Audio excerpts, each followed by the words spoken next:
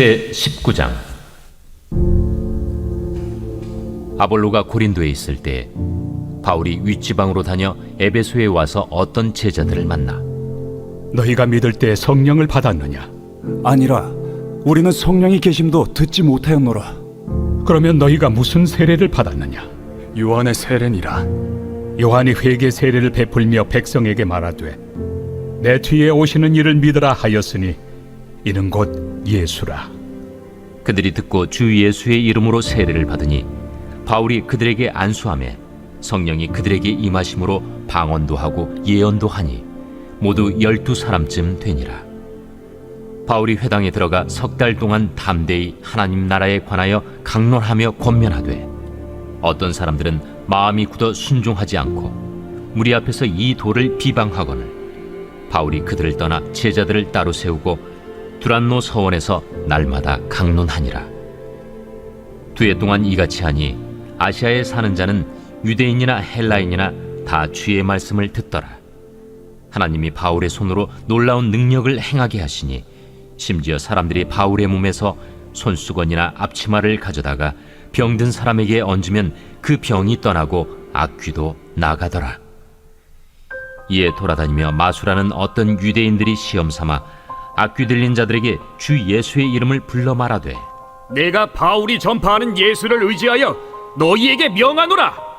유대의 한 제사장 스게와의 일곱 아들도 이 일을 행하더니 악귀가 대답하여 내가 예수도 알고 바울도 알거니와 너희는 누구니에? 악귀 들린 사람이 그들에게 뛰어올라 눌러 이기니 그들이 상하여 벗은 몸으로 그 집에서 도망하는지라. 에베소에 사는 유대인과 헬라인들이 다 이 일을 알고 두려워하며 주 예수의 이름을 높이고 믿은 사람들이 많이 와서 자복하여 행한 일을 알리며 또 마술을 행하던 많은 사람이 그 책을 모아 가지고 와서 모든 사람 앞에서 불사르니 그 책값을 계산한즉 은 5만이나 되더라. 이와 같이 주의 말씀이 힘이 있어 흥왕하여 세력을 얻으니라. 추석 명절 잘 보내고 계십니까? 저는 금요일 날 집에 다녀왔습니다. 이번에는 저희 가족들이 추석날 모이기가 쉽지 않게 되었어요. 토요일에는 제가 주일 준비를 해야 되고 또 저희 형님이 내일에 또 해외를 나가셔야 되기 때문에 온 형제들이 함께 맞출 수 있는 시간이 금요일밖에 없는 겁니다. 그래서 금요일 날 저희 모든 가족들이 아이들까지 다 함께 모였는데요.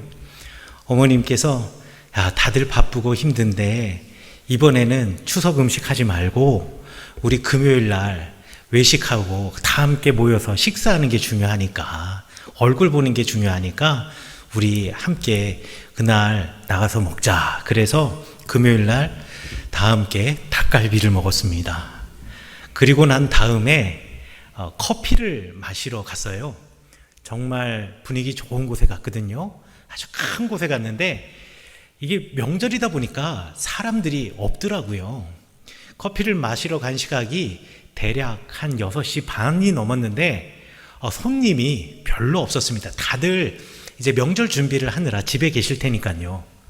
다들 주문을 하고 이제 테이블에 앉아 계시고 저는 주문을 하고 난 다음에 화장실을 다녀왔습니다. 그런데 화장실에 가는 길에 그 넓은 그 카페테리아에서 웬 중년의 여성 두 분이 마주 앉아서 이야기를 하고 계시는 거예요. 근데 제가 엿들으려고 들은 게 아니라 화장실을 가기 위해서 그 옆을 지나갈 수밖에 없었어요. 그래서 그 옆을 지나가면서 그 중년 여성 두 분이 하시는 말씀을 우연찮게 듣게 됐습니다. 연세는 제가 딱 봐서는 한 50대 중후반 그렇게 되는데요. 오가면서 제가 전체 이야기를 다 들을 수는 없지 않습니까? 그 텅 빈 카페에서 그 두 분 앉아 계시는데 제가 그 두 분 말씀 듣겠노라고 옆에 앉아 있으면 그게 더 이상한 거잖아요. 그래서 지나가면서 이야기를 슬쩍 듣는데 제가 정확하게 기억하고 있는 한 문장이 있습니다. 뭐라고 이야기하셨냐면 그 중년 여성 중에 젊어 보이시는 분이 좀 연세 들어 보이시는 분에게 이렇게 말했습니다. 형님, 나도 친정에서는 사랑받는 딸이에요. 라는 말입니다. 제가 그 이야기를 들으면서 이게 그야말로 우리나라 명절만 되면은 온 국민이 몸살을 앓는다는, 정확한 표현으로 온 대한민국의 며느리가 몸살을 앓는다는 바로 그 며느리 간의 신경전이구나 라는 것을 알게 됐습니다. 형님, 나도 친정에서 사랑받는 딸이에요. 여러분들의 추석은 어떠셨습니까? 여러분들 요즘 세상이 많이 변하고 또 명절을 이렇게 품는 풍속도도 많이 바뀌었죠. 어르신들께서 한 번쯤 자녀들 생각하신다면, 우리 차우런 지역 같은 경우에는 그 명절 전에 어디 문 여는 식당도 없을 테고 커피집도 없겠지만, 혹시 기회가 되신다면 한 번쯤은 우리 사랑하는 며느리들을 위해서 식사 준비 말고 한 번쯤은 외식을 해보는 것도 어떻겠는가. 그래서 며느리들끼리, 형님, 나도 친정에서는 사랑받는 딸이에요, 이런 신경전 없이 기쁘게 한번 식사하면 어떻겠는가라는 생각을 해보았습니다. 2부에는 우리 어린아이들이 교회 학교에서 송편을 빚는 행사가 있어서 젊은 어머님들이 많이 예배에 참석해 주셨어요. 그래서 제가 이렇게 말하니까 많은 분들이 아멘 하셨는데, 역시 3부 예배는 한 분도 안 하시네요. 여러분, 며느리들 좀 살려주십시오. 오늘 성경 본문의 말씀은 바울의 제3차 전도 여행의 시작을 알리는 이야기입니다. 우리 바울 선생님께서 사도행전 18장에 전도여행, 2차 전도여행을 끝내고 이제 안디옥으로 가서 내가 이렇게 전도 사역을 하였습니다 라고 보고를 하거든요. 그때 전도 사역을 할 때 2차 전도여행의 맨 끝 도시가 어디였느냐? 에베소라는 도시였습니다. 그런데 이 에베소라고 하는 도시에서 바울 선생님이 무슨 일을 하셨는지 구체적으로 기록이 되어 있진 않아요. 하지만 성경에서 말하기를 맨 마지막에 에베소라는 도시를 지나면서, 그 에베소라는 도시는 처음 가본 도시거든요. 그 도시를 떠나면서 바울 선생님께서 내가 다시 이 에베소라는 도시를 찾아오겠노라고 이렇게 약속을 합니다. 그리고 3차 전도 여행을 시작을 할 때 그 약속대로 에베소라고 하는 도시에 처음에 들려서 사역하신 그 사역이 오늘 19장에 소개되고 있습니다. 여기 지도에 보시면 알겠지만 안디옥이라는 곳을 출발해가지고 우리 육로를 통해서 에베소로 갔는데, 이 에베소로 가는 길에 분명히 에베소로 그냥 무조건 직진을 한 것이 아니라 중간에 많은 도시들을 만났을 겁니다. 그리고 여기 보시는 것처럼 까만색 점이 있는 도시들이 1차 선교여행, 2차 선교여행 때 바울 선생님이 다 한 번쯤 들렸던 도시예요. 그러니까 바울 선생님의 성품상 여기 안디옥에서 에베소로 육로를 향해 갈 때 그냥 가실 일은 없고 중간에 분명히 이곳저곳 도시들을 지나면서 교회들을 돌보셨을 겁니다.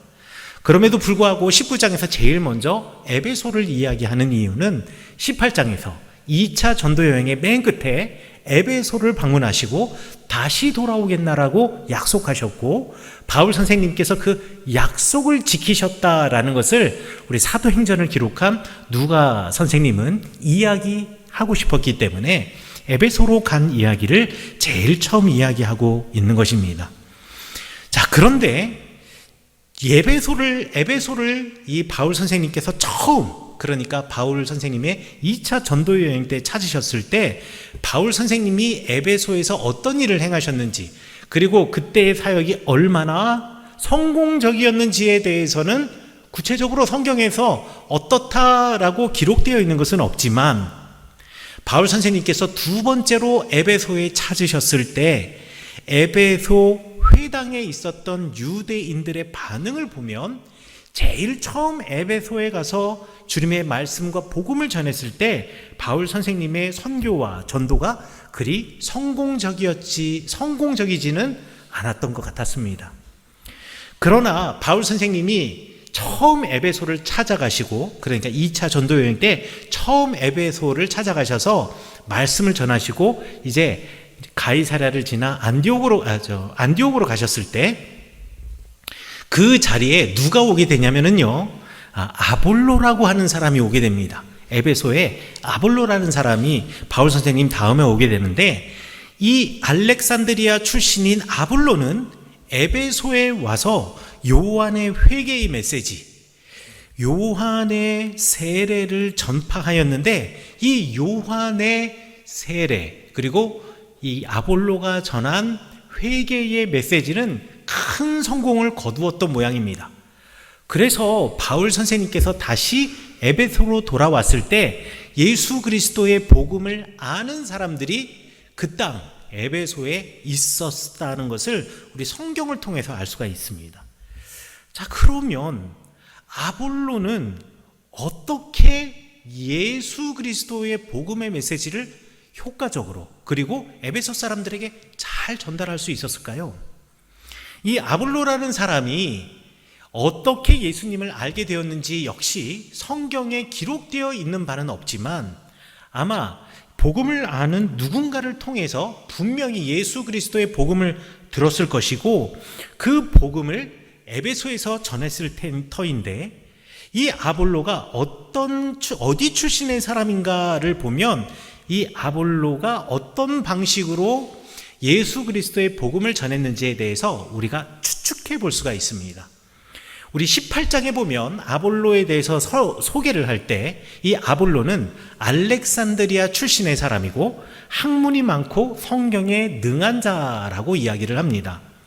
이 알렉산드리아라고 하는 도시가 이 초대교회 사회에서는 매우 중요한 도시입니다. 유대 땅, 그러니까 예루살렘과 갈릴리를 중심으로 한 유대 땅에 교회가 있었고, 특별히 예루살렘 성전을 중심으로 한 교회가 있었고요. 유다 땅 바깥에도 몇몇 중요한 유대인 공동체와 교회가 있었는데, 그 공동체에서 제일 으뜸인 공동체가 어디였냐? 바로 알렉산드리아였습니다. 이 알렉산드리아라고 하는 곳은 오늘날의 이집트 땅에 있는 곳이에요. 이 이집트 땅에 있는 알렉산드리아는 어마어마하게 큰 유대인 공동체가 거기 있었고요. 그리고 이 알렉산드리아라고 하는 도시 자체가 매우 지적인 도시였습니다. 그래서 헬레니즘 문화가 그리스 로마를 중심으로 해서 로마가 정복한 국가들에게 퍼져나갔지만, 실제로 이 헬레니즘 문화가 가장 꽃피운 곳은 바로 이집트의 알렉산드리아였습니다. 그리고 알렉산드리아에 살고 있었던 유대인들조차도 그 헬레니즘 문명을 받아들여서 그 헬레니즘 문화와 철학에 깃대어서 이 성경을 주님을 모르는 사람들에게 변증했던 곳이 바로 알렉산드리아였고요. 또 그 알렉산드리아에 기독교인들이 있어서 그 기독교인들 역시 예수 그리스도의 복음을 전하는데 매우 지적이고 이성적으로 전했던 사람들이었습니다. 그래서 이 알렉산드리아라는 도시가 학문적인 도시였고, 또 이 알렉산드리아라는 도시가 우리 성경을 연구하는 사람들에게는 또 아주 중요한 도시 중에 하나인 이유가, 원래 구약 성경은 히브리어로 쓰여져 있거든요. 그런데 이 히브리어로 쓰여져 있는 구약 성경을 사실 사람들이 예전에는 말로 사용했지만 예수님 시대쯤 되면은요, 이 구약 성경 히브리어로 쓰여져 있는 이 말을 실제로 구어로 시장에서 그리고 가정에서 이야기하지 않았습니다. 왜냐하면 이 거룩한 하나님의 말씀이 쓰여져 있는 언어를 가지고 감히 우리가 입으로 생활을 하다 보면 옳지 않은 일을, 옳지 않은 말, 비속어도 쓸 수 있는데 그런 말 쓸 수 없다라고 해서 오히려 유다 땅에 살고 있는 이스라엘 사람 유대인들은 아람어라고 하는 언어를 사용했고, 그 다음에 유대 땅 벗어나 있는 유대인들은 그리스어를 사용했는데, 그래서 그리스어를 사용하던 사람들 그리고 아람어를 사용하던 사람들은 실제로 히브리어로 쓰여져 있는 성경을 읽지 못하는 사람들이 있었거든요. 그래서 이런 사람들을 위해서 성경을 그때 당시에 학문적인 용어고 지적인 사람들이라면 누구나 학교에서 배우는 그리스어로 번역하는 작업을 어디서 하였느냐? 바로 알렉산드리아에서 했습니다. 그러니 이 알렉산드리아에 살고 있는 사람들은 여러모로 자신들의 지적인 것에 대한 대단한 우월감을 가지고 있었던 사람들이었어요. 바로 이런 사람들의 공동체 속에 아볼로가 있었고요. 그 아볼로가 에베소를 찾아가 가지고 예수 그리스도의 복음을 전할 때는 분명히 그 에베소라고 하는 지역도 헬레니즘 문화 속에서 살고 있는 사람들이었기 때문에 그들의 문화에 맞게 지적이고 이성적인 언어로 그들에게 예수 그리스도의 복음을 전했을 것이고, 그리고 사람들은 그 지적인 그리고 이성적인 그 아볼로의 설교와 성경에 대한 해석에 아주 큰 감명을 받고 아볼로가 전한 그 예수 그리스도의 복음을 따르는 사람들이 많이 있었을 것입니다. 그러면 아볼로가 알고 있었던 구원에 이르는 길, 그 복음은 무엇이냐?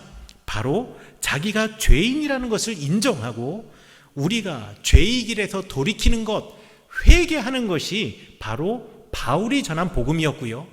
왜 우리가 죄인인지, 그리고 죄된 우리를 어떻게 예수님께서 그 보혈로 구속하여 주셨는지를 논리적으로, 합리적으로, 이성적으로 아볼로는 잘 설명해 주었던 것이죠. 거기에 비해서 바울은 아볼로만큼 지적이거나 이성적인 것에서는 조금 부족했던 모양입니다.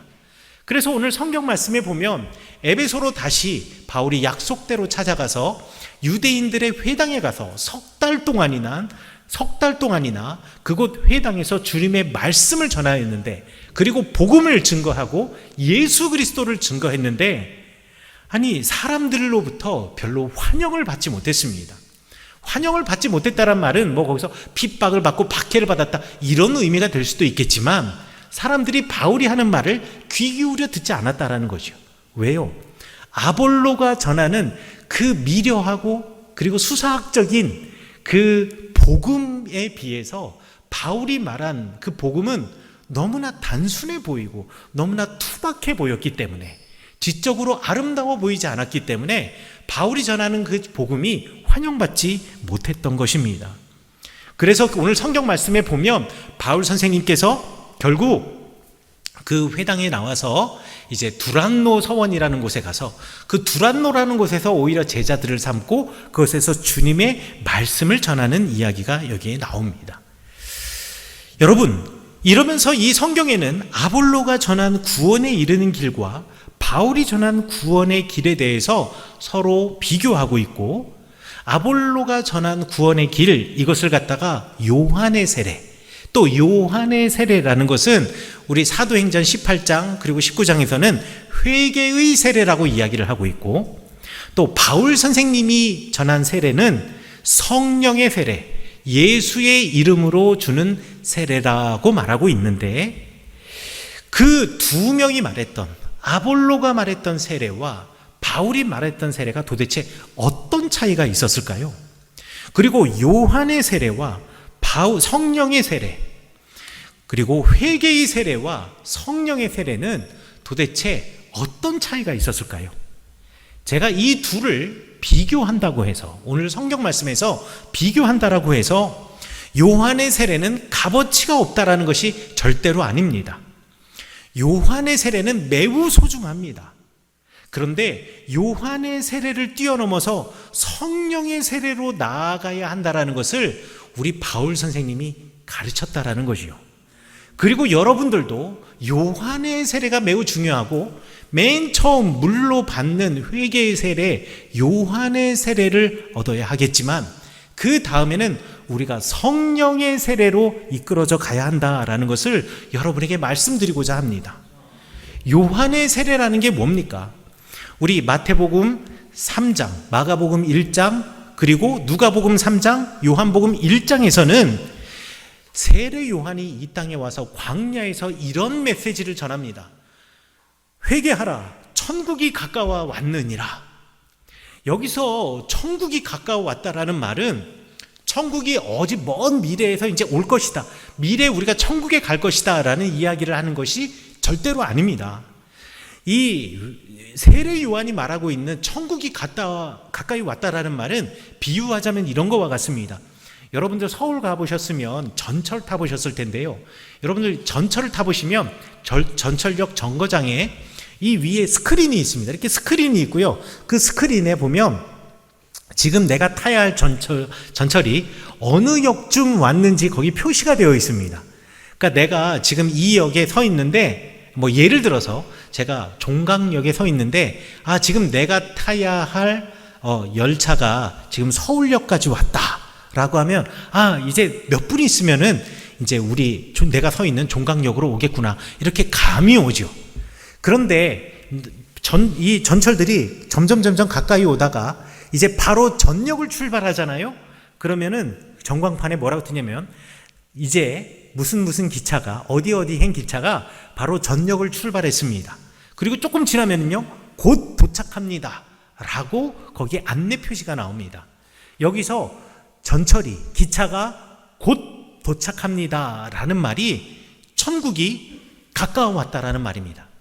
그러니까 천국이 먼 미래에 언젠가에 온다라는 얘기가 아니고요, 천국이 곧 옵니다.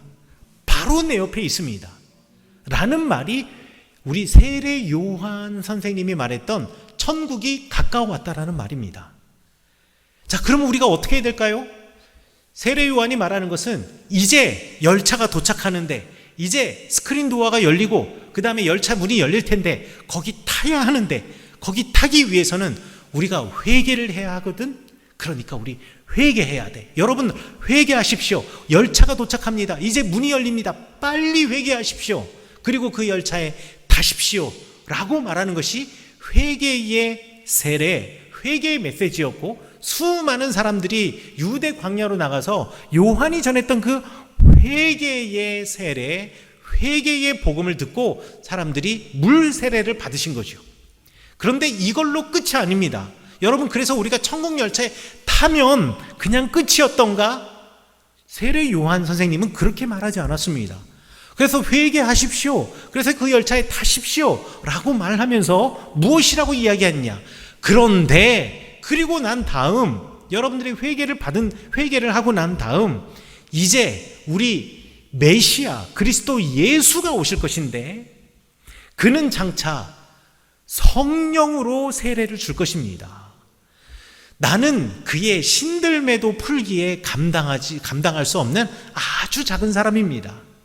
이 열차에 타는 것이 끝나는 것이 아니라, 십자가 아래에서 우리의 죄짐을 벗는 것이 끝이 아니라, 이제 죄짐을 벗었다면 죄짐을 벗고 하나님의 자녀로 이 땅을 살아가며 천국의 길로 걸어가는 데까지 이르러야 합니다. 그 이르는 삶을 살기 위해서 우리가 반드시 받아야 할 것, 그것이 바로 예수 이름으로 주어지는 물의 세례, 그리고 성령의 세례입니다 라고 세례 요한 선생님이 선포하셨습니다. 우리 세례 요한 선생님이 말씀하신 회개의 세례 매우 중요합니다. 이 회개의 세례가 있어야지만 우리가 과거의 삶을 끊어내고 이제 새롭게 죄를 벗어버리고 새로운 삶을 살아갈 수가 있습니다. 그러나 우리는 회개의 세례, 요한의 세례에 멈춰서는 것이 아니라 그 다음 예수님께서 말씀하신, 예수님께서 주시는 성령의 세례를 받아야 하는 겁니다. 여러분, 회개의 세례는 지적인 동의만으로도 가능합니다. 지난주에 제가 레위기 성경 공부 시간에 말씀드렸죠.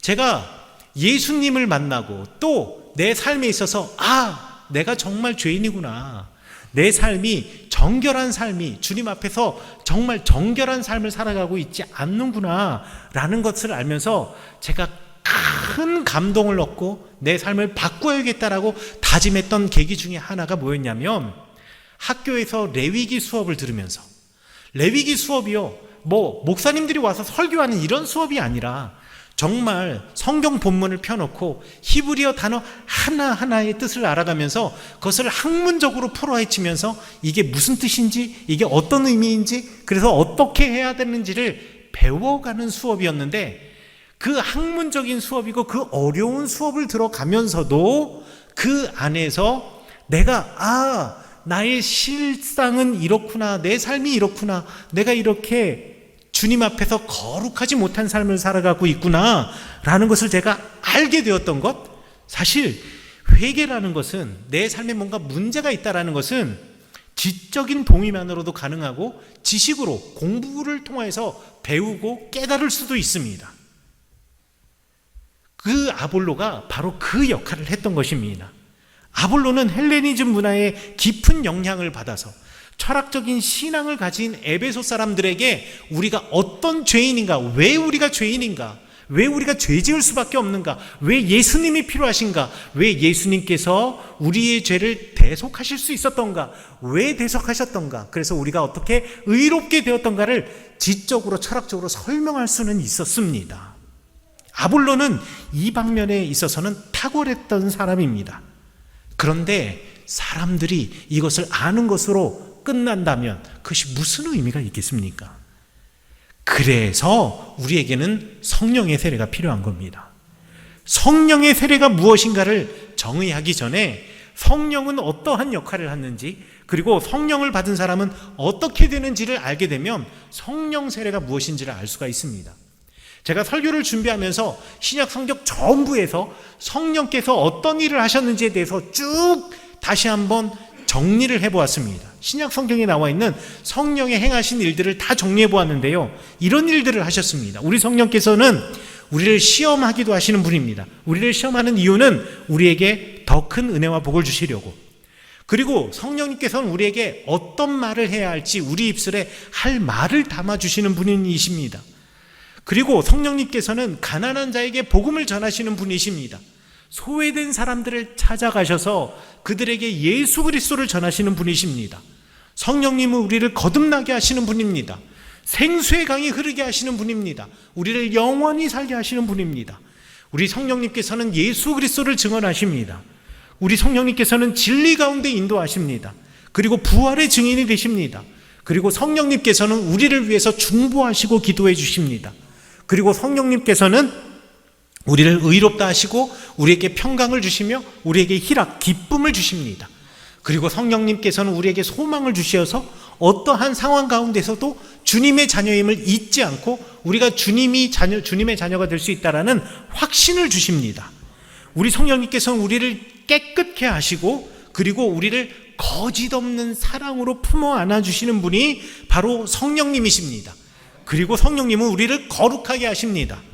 그리고 오늘 성경 본문에 나와 있는 것처럼 성령 받은 사람은 방언을 하기도 하고 은사를 받게 됩니다. 그 은사 중에는 귀신을 쫓아내는 은사가 있습니다. 귀신을 쫓아내는 것은 두 가지 의미가 있습니다. 하나는 우리 가운데 있는 악령을 쫓아낸다라는 의미가 있는 것이고, 그리고 우리 안에 있는 헛된 철학, 헛된 생각을 쫓아내시는 분이시다라는 의미가 있고, 두 번째는 병을 고치시는 분이다, 병을 고치신다라는 의미도 있습니다. 고대 사회에서는 모든 병이 귀신의 장난이라고 생각을 했습니다. 귀신이 들렸기 때문에 병에 걸렸다라고 생각했거든요. 그런데 귀신을 쫓아내시는 이 성령님, 우리 주님은 바로 병을 낫게 하시는 분이라는 의미를 가지고 있습니다. 그래서 오늘 성경 말씀에 보면 귀신도 쫓아내고, 그리고 병마도 쫓아내는 놀라운 역사를 행하십니다. 그리고 성령님께서는 마지막으로 우리에게 분별의 영을 주셔서 해야 할 일을 하게 하시는 분이십니다. 그래서 오늘 성경 말씀에 보면 그 당시에 우리말 성경에는 마법이라고 표현하고 있는데, 갖가지 술수와 술법을 따라서 그것으로 인생을 살아가는 사람들에게 오직 하나님의 말씀만이 우리 인생의 길과 빛이고 등대가 되신다라는 것을 알려주었을 때, 그리고 성령님께서 병을 고쳐주시고, 그리고 우리의 헛된 생각과 마귀와 귀신을 쫓아내 주셨을 때, 사람들이 자신들이 의지했던 그 술법사들의 책을 가져와서 모두 다 불태워버리는, 성령님께서는 우리에게 분별하는 영을 주셔서 해야 할 일을 알게 하신 분, 그래서 우리의 삶을 완전히 바꾸시는 분이 바로 성령님이시고, 성령님은 이러한 역할을 하고 성령을 받은 사람은 이러한 행동을 하게 된다라는 것을 우리가 알 수 있습니다. 그렇다면 다시 한번 질문으로 돌아와서 성령 세례라는 것은 무엇일까요? 우리가 주님을 알고 그 주님을 우리 마음에 모셨기 때문에 우리 가운데 이 성령께서 역사하시는 역사하심이 있고, 우리 가운데 온갖 헛된 생각과 헛된 기준들을 전부 다 버리고 분별의 영 성령이 오셔서 우리가 정말 해야 할 일을 결단케 하는 것, 버려야 할 것을 버리게 하는 것, 이것이 바로 성령 세례라는 것을 여러분들이 꼭 기억하셔야 하겠습니다. 버려야 할 것을 버리고 그리스도 예수 안에서, 그리고 우리 하나님 안에서 우리가 가져야 할 것을 갖고 얻어야 할 것을 얻는 사람, 바로 성령의 말씀에 잇대어 살아가는 사람들에게 성령님께서는 그 열매로 복을 주시는데, 그것이 바로 고린도 후서, 그리고 갈라디아서, 그리고 에베소서에 나와 있는 성령의 열매들입니다. 사랑과 희락과 화평과 오래 참음과 자비와 양성과 충성과 온유와 절제가 성령의 열매이고, 깨끗함과 지식과 그리고 성령의 감화와 거짓 없는 사랑, 그리고 이것으로 우리 모두가 하나가 되고 하나의 공동체가 되는 것, 이것이 바로 성령의 열매입니다. 이것이 성령 세례 받은 사람의 증거입니다. 우리 바울 선생님께서는 에베소에 가셔서 너희들이 아볼로를 통해서 요한의 세례를 알았느냐? 이거 정말 장하다. 그런데 여기에서 끝나는 것이 아니라 우리가 예수의 이름으로 세례를 받고 성령의 세례를 받아야 한다. 그 성령의 세례를 받게 되면 너희들이 이렇게 된다. 너희들 가운데 사랑이 있고 희락이 있고 자비가 있고 오래 참음이 있고 양성과 있고 충성이 있고 절제가 있고, 그 다음에 온유함이 너희 가운데 있다. 너희 가운데 사랑이 있고 너희들 가운데 성령의 감화하심이 있으며 그 가운데 너희가 하나가 될 수 있다라고 말씀해 주셨습니다. 에베소 사람들은 그걸 이해할 수 없었습니다. 왜요? 그들은 하나님을 지적으로 알 수 있다라고 생각했기 때문에. 그러나 하나님은 지적으로 인식하는 데서 끝나는 것이 아니라 우리가 삶으로 증명해내야 하는 분이십니다. 성령은 보이지 않습니다. 하나님도 보이지 않습니다. 그러므로 실체를 볼 수 없으므로 그 두 분을 증명해낼 수는 없지만, 성령을 받은 사람의 삶을 통해서 성령이 어떤 분이신지 우리가 알게 되고, 하나님과 동행하는 사람의 삶을 통해서 하나님이 어떤 분이신가를 우리가 알고 배우게 되는 것입니다. 사랑하는 성은교회 성도 여러분, 요한의 세례는 내가 죄인이라는 지적인 동의에서 멈춰지지만, 예수님의 이름으로 받는 성령의 세례는 우리의 삶의 변화를 이끈다라는 것을 잊지 마십시오. 그리고 여러분들도 성령의 세례를 받아서 여러분의 삶을 바꾸어 나가십시오.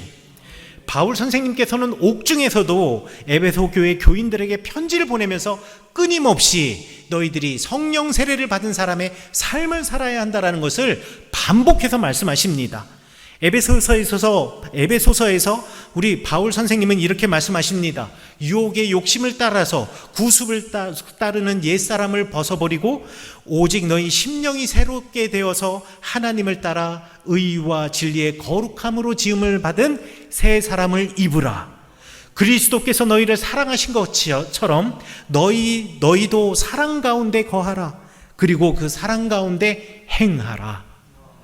여러분, 이 추석에 온 가족들이 만나고 친지들이 만나는 이때 여러분들은 그리스도 성령의 세례를 받은, 예수 그리스도 이름으로 세례를 받은 사람의 삶을 살아가고 계십니까? 형님, 왜 그러셨어요?